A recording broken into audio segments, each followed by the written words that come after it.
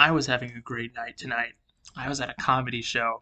I was having a good night, and I missed Thursday Night Football live, but I was talking with some of the people in my group chat with fantasy football, and I was happy that Tyreek Hill was balling out. He was having a great game, and my friend Joel says it doesn't matter. Tua's hurt, and I didn't think much of it at the time. I was like, okay, he must have hurt his knee or something. I don't know what happened.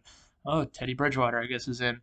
But then I got home and I watched the play where his head absolutely got smacked on the turf.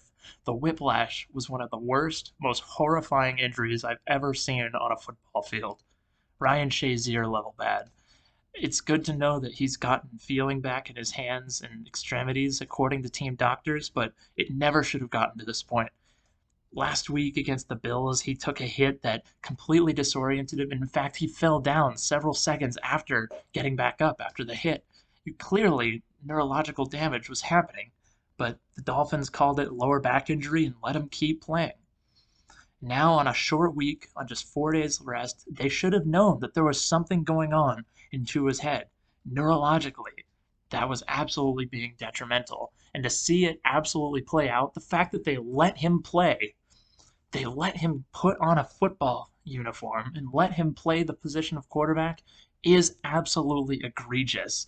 There was obviously head trauma going on, and to have it come to this point where he is now, there's a possibility that he'll never play football again. It is absolutely one of the worst things I've ever seen the NFL and a team itself do. Forget Deflategate, forget Bountygate, forget Colin Kaepernick's handling. This may be the worst thing I've ever seen in my lifetime in the NFL. The NFL Players Association needs to rip the NFL a new one, and Stephen Ross needs to go. He is the worst owner in sports currently, up to and including Robert Sarver. Tua Tagovailoa will never see this video.